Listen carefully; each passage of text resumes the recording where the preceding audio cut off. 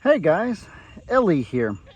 Today it is a really hot Monday afternoon. I'm sitting over here just kind of watching the animals. You got the donkeys over there in the shade, and you got what I think is really interesting. I call them, I don't have a nickname for them, but they're like their own little clique, their own little crew. I know that at Megan's mother's house, they have 28 goats, and there's kind of like two little groups or cliques. Like 21 of them or so are part of the main herd, and then there's like 7 little outcasts or so. And I kind of have a feeling the same thing is going on over here. This is kind of like the mama crew, the mama clique, if you want to call it that.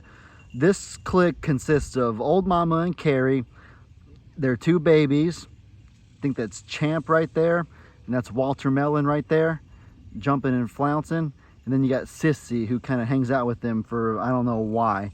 But I've noticed that those 5 are always hanging out together. Just now, as a matter of fact, I opened this gate. This gate typically separates all the goats and the alpacas from the pigs, the donkeys, and Sadie. But I just opened it. I'll get into why I opened it in a second. And those 5 instantly came running through. They have plenty of grass on their side, so I don't think that they are just like trying to, they actually have more grass on their side than the animals on this side have. So I don't think that they like have some sort of need that's not being met over there. All their needs are being met just fine. I thought Trudy was finna escape because I don't know if I closed that gate. That scared me. Hi, Pig Trudy. They done disappeared on the other side of the berm though. Uh-oh, somebody's lost and they found their way.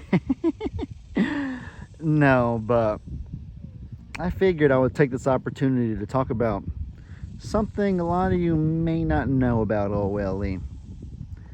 One thing y'all may not know about me is that I am really into experiments and science. I've talked about many times before how I kind of have these fantasies about getting 2 dog breeds or 2 animals that may not seem a lot alike, and I just want to breed them to see what comes out. I've always just kind of joked about it growing up. Like, imagine if a Chihuahua and a Pit Bull had a baby, and everyone would tell me, like, Ellie, they'd come out purple if you did that. You'd get purple dogs with all your weird lab creations. And people would just joke around, like, imagine a pig and a I don't know, a giraffe mating and having an offspring, what it would look like. I've always had this weird sort of Frankensteinish side to me, I suppose. And people always heckled me and kind of teased me about it. There's been times where I talk about different ideas I have for the farm, and Meg, my beautiful fiance, always tells me, like, love, we're not scientists, we run a sanctuary. You can't just do whatever lab experiment you want to do all the time. And I know she's right. You can't do things excessively out of reason, but there's still a side of me that likes to kind of just try different things, and not even because there has to be a specific reason. It's just kind of fun to try stuff, I suppose. And so kind of right now I saw those goats walking around, and I thought to myself, you know what, I wonder what would happen if I opened the gate. And so I opened the gate, and they all came running through and mixing and matching all the different animals in one area. You see how many times we've done that since me and Meg took over the sanctuary. Just kind of fun. I think that it kind of spices things up a little bit for us and for the animals.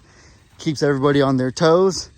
And there's a lot of stuff that you wouldn't learn if you didn't try these things. Not just you specifically, viewer, but like you, me, everybody. There's things that people just would never know, would never learn had they not tried stuff. I feel like a lot of the most knowledgeable and brilliant people in the world who have just a wealth of information in their brains, they have that experimental side to them, if you will.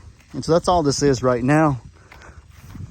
But man, imagine if a duck and a pig could reproduce, what kind of offspring would come out. It'd be some sort of swimming mammoth. It'd be so cool, like a shark or something. And so they're looking to forage, I can tell, actually. So see, this is something that I wouldn't have figured out had I not done my crazy lab experiment. I'm seeing that these goats they went to the absolute furthest corner of the pond pasture because they found a little bit of like stalky leaves, I'll call it, to forage on. And so what that tells me is they've got plenty of grass in their pasture, but they don't have a lot to forage on anymore. And I know that goats need a lot to forage on. So what I should do in light of this is probably go into the woods and get some branches, because the leaves that grow on branches is different than the grass that goes on the ground, obviously. And I should probably feed them to the goats more often, because it's obvious they want to forage more on stuff like this, because they already have enough of stuff like that, if that makes sense. So that's probably, it's good information to have. I'll let them chill right here for a while. But no, this is fun. It's safe and it's fun. There have been times where I've done, let's call it, experimental things in my life, and it hasn't always panned out so well. I thought it was very fail-safe. I thought that there was no serious consequences that could come from things, but I was wrong and I did suffer serious consequences.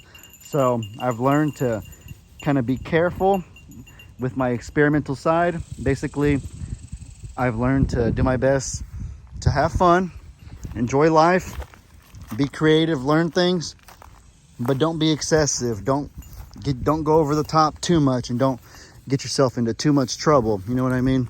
So, I don't know, just a fun little tidbit y'all may not have known about OLE. Hi, Donkey Dan. You being a sweet boy, cooling off on a really hot day in the shade.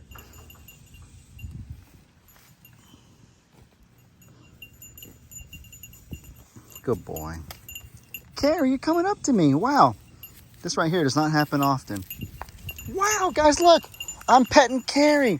Remember she was untouchable when she first came here? You know why? Because she had her eyes on this right here. Tell you what I'll do, actually. Let me pull one of these down for y'all. Uh-oh, I missed. I'm going to try to pull one of these things down for them. All right. Break it, break it. Come on. Oh, yeah. Oh, look, they're excited. Woo-hoo! Oh, they like that. Oh, Carrie's wanted to run off and steal it. This right here is what they wanted. Good note. Good note to have. I need to do this more often. Find stuff like this for them much more frequently than I have been. See? There's always room for improvement somehow, some way. And it looks like even Imogene wants a portion too. So Imogene looks so short from this angle. I think it's because I'm standing on an incline, but she looks like 3 feet tall. All right, Imogene, let me get you another one real quick, baby. All right. Here you go. Here's more. This is fun. This is good. Good little info.